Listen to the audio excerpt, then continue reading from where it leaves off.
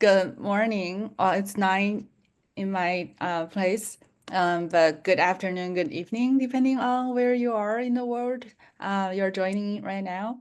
Thank you for having me today. I'm very happy to be here. My name is Emma Chen. I'm an assistant professor at Western Washington University, and I'm presenting to you today in Vancouver, Canada.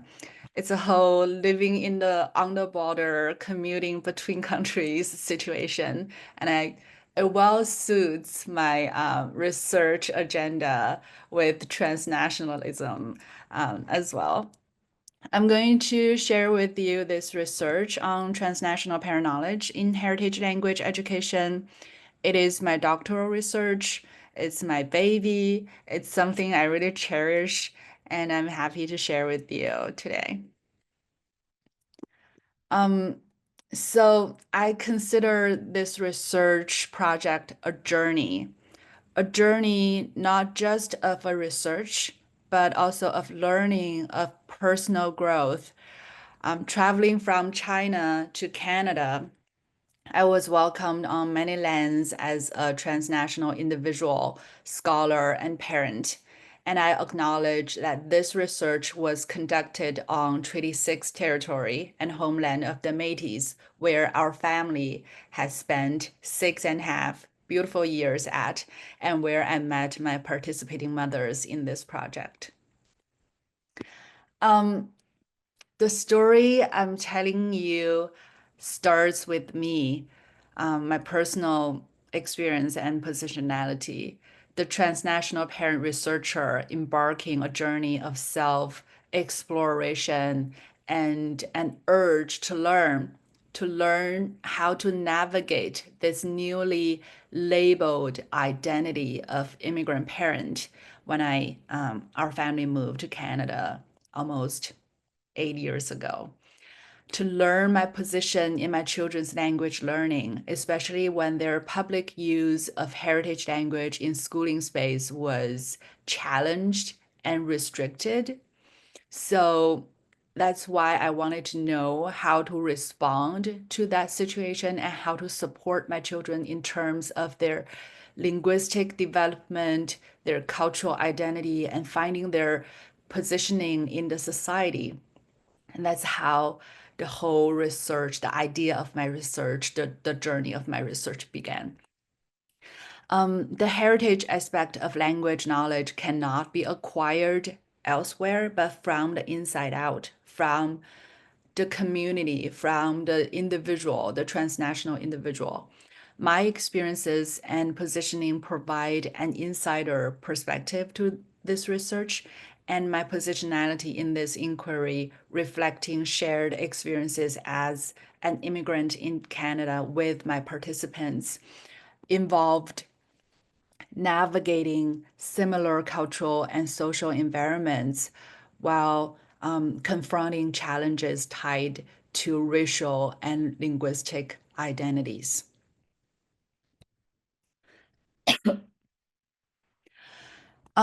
So the journey started. I was guided by my research puzzles, the questions I had in my mind.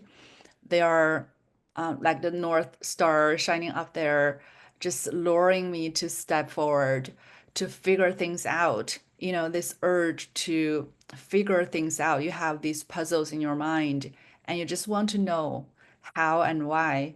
Um, so, despite existing research on children's language education from parents' perspectives in transnational contexts, there is a body of research existing, but a more detailed examination of the distinct strategies and practices immigrant parents employ every day at home is necessary. This research seeks to explore the lived experiences of transnational parents to answer the question, how do they utilize their transnational parent knowledge in their children's heritage language education? The compass I brought with me on the journey is my methodology, narrative inquiry, why it matters to me, why is it important to use this methodology? Because it is narrative inquiry is the study of the ways humans experience the world, which focuses on personal lives and how they are lived. In my research, I listen to my participants' stories and I think with these stories, which means that I engage relationally with participants' stories, taking into account the social, cultural, institutional narratives within which individuals' experiences are constituted, shared, expressed, and enacted, not just their personal encounters every day, but put that personal encounters into a larger structure and really think how they intertwine with each other, how they um, make impact to and from each other. And I collected field tests, the data, through recorded conversations in our shared heritage language, which is Mandarin Chinese. That is important too, because I think that allows me to better understand my participants, what they want to express and why they want to express this. And it also invited them to open up to me because we got that opportunity to really use the language we know best and really to express the deepest feelings with that language. So I want to introduce you my fellow travelers. It was just me at the beginning trying to figure things out, but soon I met these amazing mothers. And I love so much these pictures because these pictures are from their kids. Their kids drew their moms. If you had met with them, you would know how accurate these drawings capture their quality and the bond between mother and child. And it is my honor to introduce these mothers to you. Starting from the left, we have Jin, the astronaut mother living in Chinese diaspora. Astronaut parent means she raises her two children in Canada by herself, while her husband remained working in China to provide financial support to the family. And in the middle, we have Wen. She when transitioning from immigrant to transnational as a family, finding herself navigating unfamiliar identities, adjusting to the tempo of life in a new land while keeping a close tie with her home country. And on the right, we have Shan, who was figuring out motherhood in this new transnational context, weighing pros and cons across cultures and systems. For the purpose to know them better, I crafted a collective portrait that highlights their remarkable shared experiences. These include their roles as experts in comparative education between China and Canada, their dual engagement with the educational systems of two countries to support their children's not only language education, but educations in all subjects, and the pervasive educational anxiety they navigate within transnational spaces. Let's take a look at these one by one through their own words. Transnational parents being comparative education experts. Um, In our globalized world, immigrant families develop transnational ways of being with multiple identifications. Parents in this study often referenced their children's educational experience in China, even though now they live in Canada and they're in Canadian educational systems. These diverse perspectives, shaped by border crossing experiences, contribute to their unique understanding of education. Essentially, their comparative insights make them experts in evaluating educational systems across countries. For instance, Jean's words here. She's a parent with a teenage son who attended school in China for almost a decade before moving to Canada. And she confidently discussed the differences between Chinese and Canadian teaching methods. Her ability to compare these methods highlights her valuable perspective as a parent who has closely observed educators in both countries. And that ability only exists when you literally have lived in these contexts yourself. Another mom, Shen, also shared the powerful impact of observing her son's classroom behavior in Canada. This is just after they arrived shortly in Canada, and her son attended a half-day summer camp. And she, a parent, imagine the picture. She secretly observed her son through the classroom window on the first day.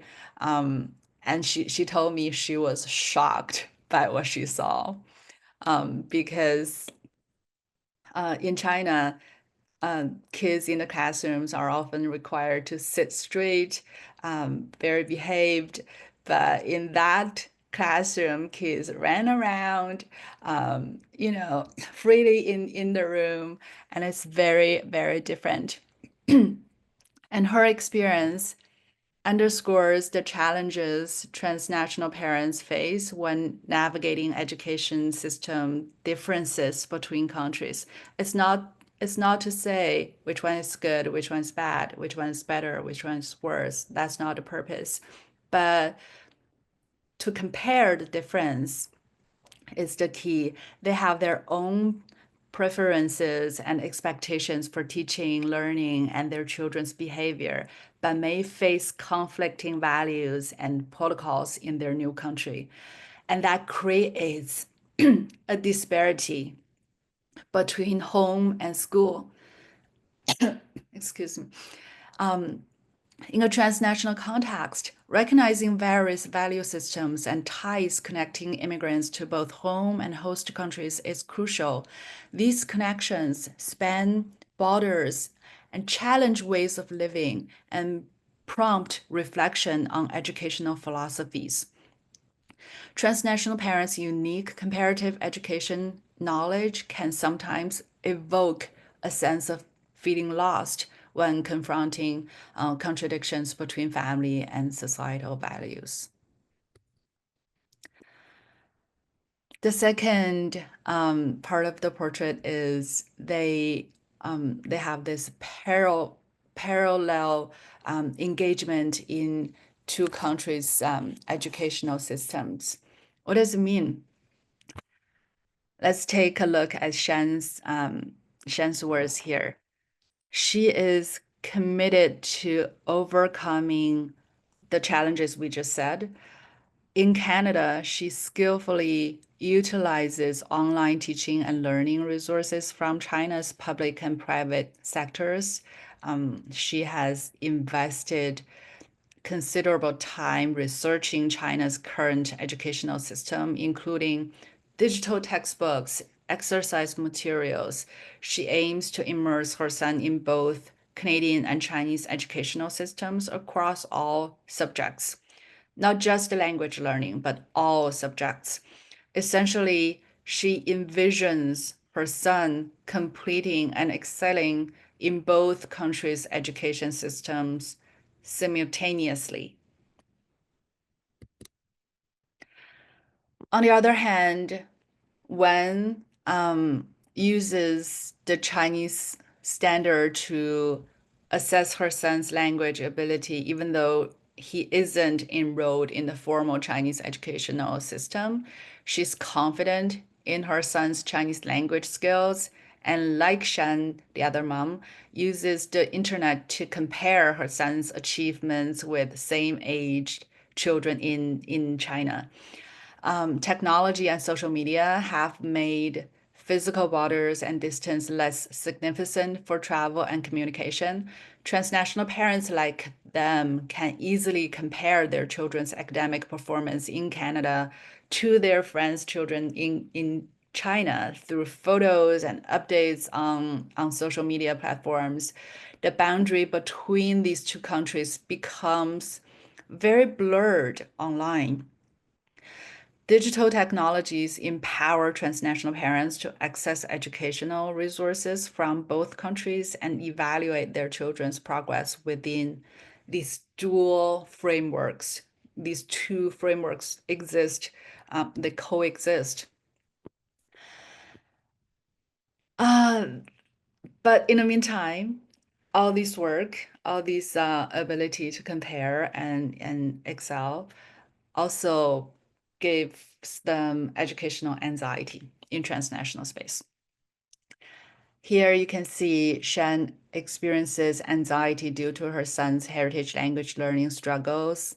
The limited Chinese language environment at home poses obstacles to his language development. And seeing others' learning achievements on social media can promote that anxiety even more, reflecting linguistic insecurity and a sense of not being good enough in maybe both language learning. Comparing her son's progress to those in the Chinese public education system and her own experiences, Shan faces the challenge of balancing multiple perspectives and expectations in a transnational context. And in a less formal perspective, one compares the cultural, educational environment between Beijing, city in capital city in China, and Saskatchewan, the city they live in right now in Canada. And anxiety over changes and limitations is common among transnational families. Experiences in multiple locations enable comparison, but also introduce challenges. These transnational individuals notice societal and cultural differences and seek to embrace advantages from different lifestyles. They've seen the good parts in both places and they want to have um, both with good parts and advantages. This awareness fuels their desire to connect both worlds, with anxiety arising from efforts to bridge these environments. So that's a very brave introduction of the experiences of the parents, and I hope this collective portrait help you to have a more concrete sense of who these mothers are. Um,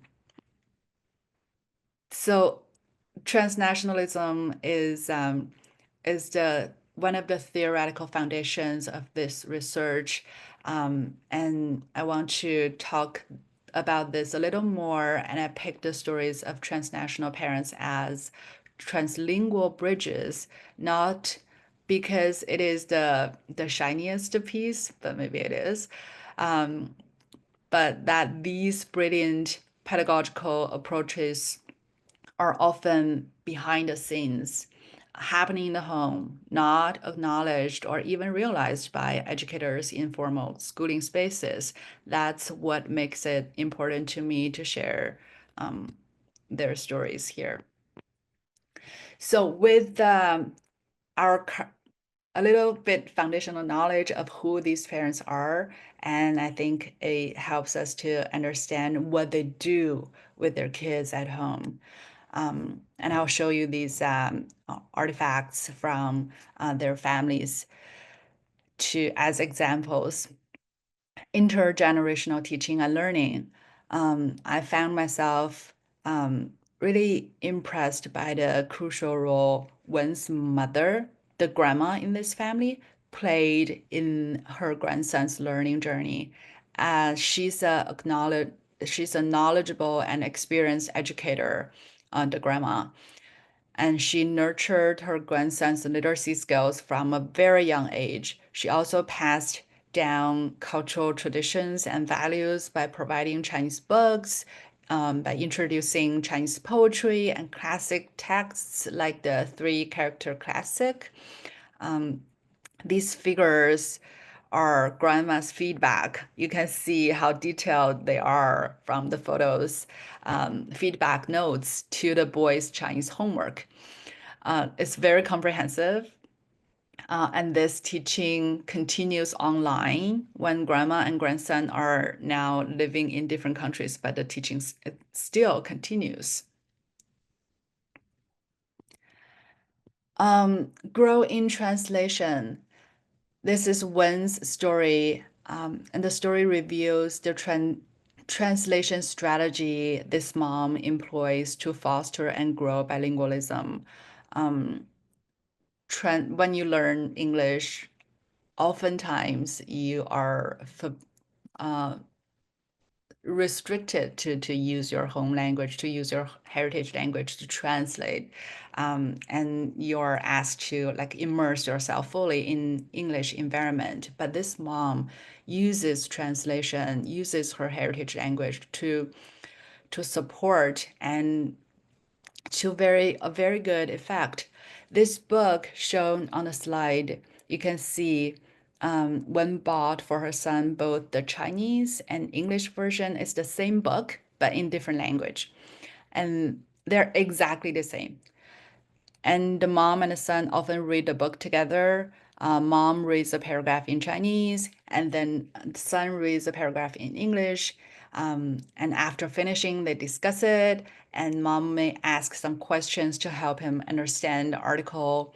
Through her presentation of meaning, son can develop an understanding of expressions in both English and Chinese, as well as becoming aware of how these two different languages express similar meanings. Learning with and from the child.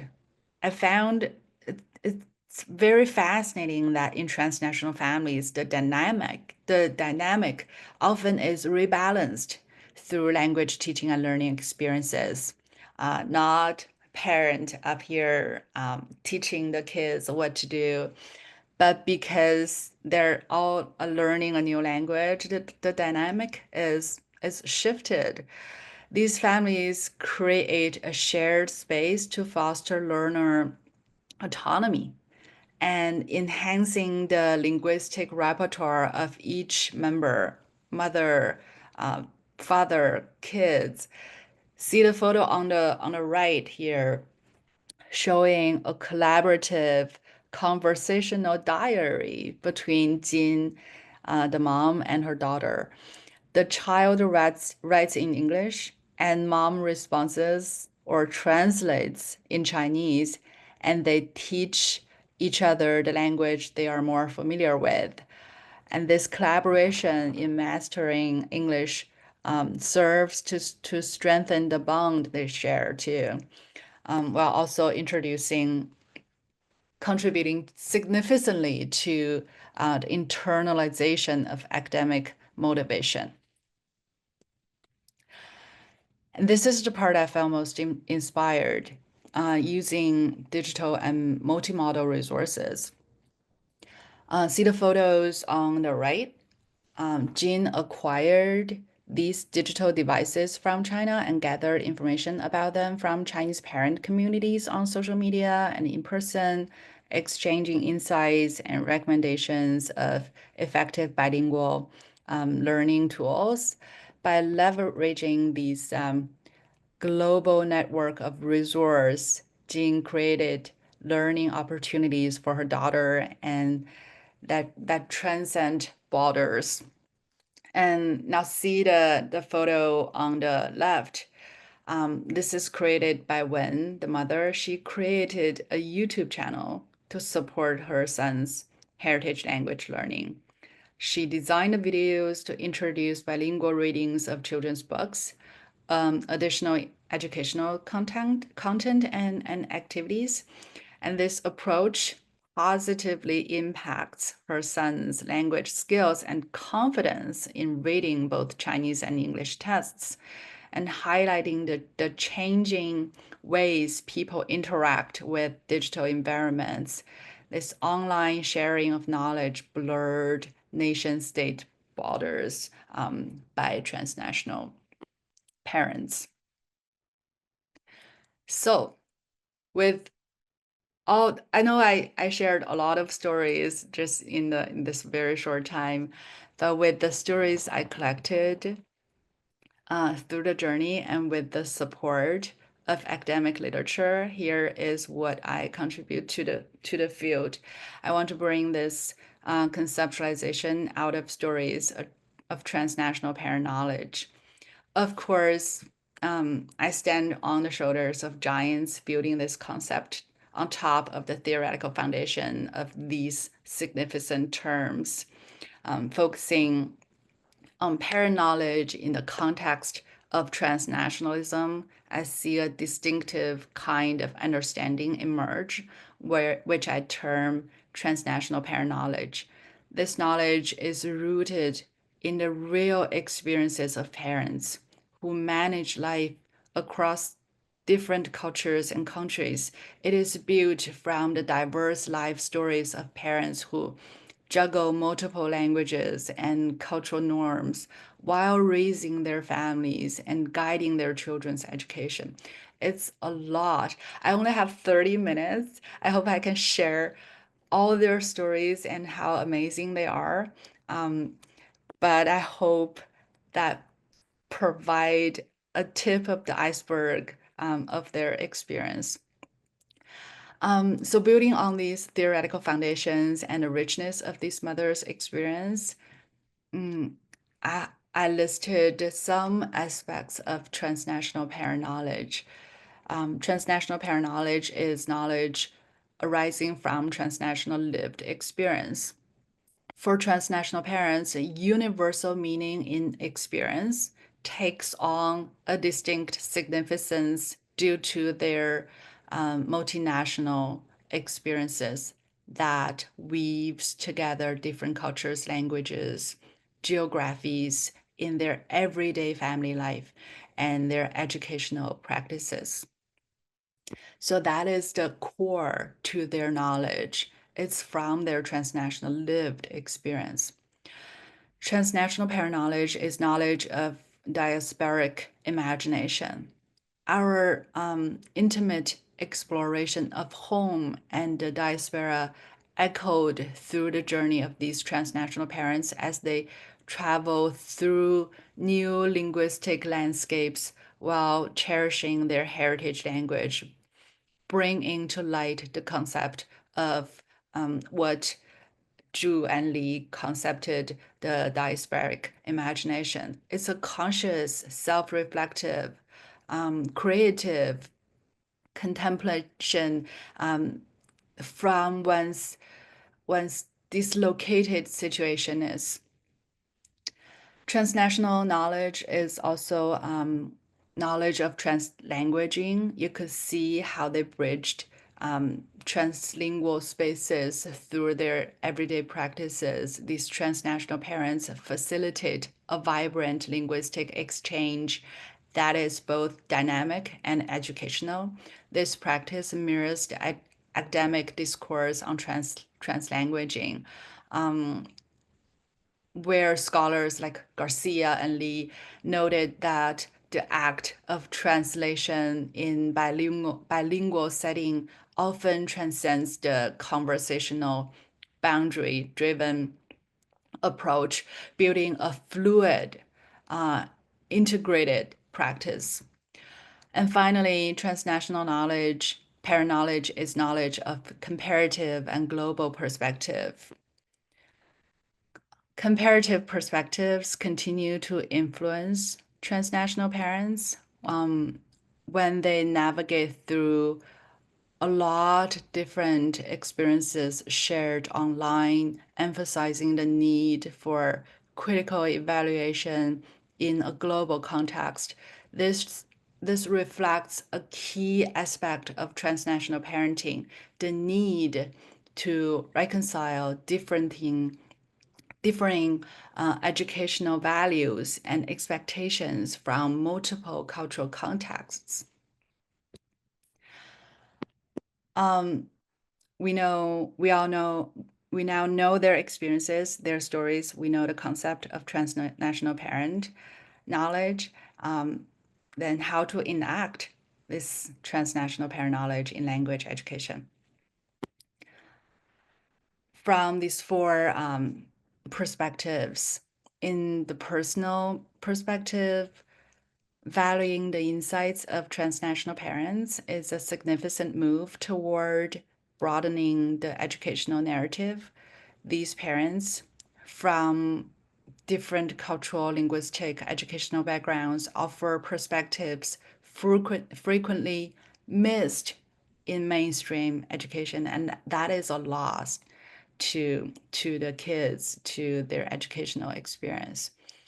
From a professional perspective, integrating transnational parent knowledge with teacher knowledge can significantly enhance the educational landscape. The lived experiences of transnational parents often can offer practical insights that can be instrumental in tailoring heritage language education to the needs of multiple children, to children who use bilingual skills and navigate multilingual spaces. On a societal scale, the engagement of transnational parents in advocating for social justice and educational equity is crucial. This extends to challenging the prevailing norms of whiteness and monolingualism, which often dominate societal and educational discourses. And finally, in the academic perspective, this research introduces opportunities for scholars to investigate new methodologies and theoretical frameworks that embrace the extensive diversity of linguistic experiences um, in transnational families. So now what? As I bring this story to a close, I'm filled with both satisfaction and anticipation. Satisfaction from knowing that the journey has responded to its fundamental questions at the beginning, and anticipation for what lies ahead, a future where the narratives of transnational families are not only shared, but also heard, acknowledged, and celebrated. This journey marks not an end to me, but a beginning, a point of departure for more stories to unfold and greater understanding in language education with transnational families. That is all. Thank you. And I'm happy to answer any questions you have.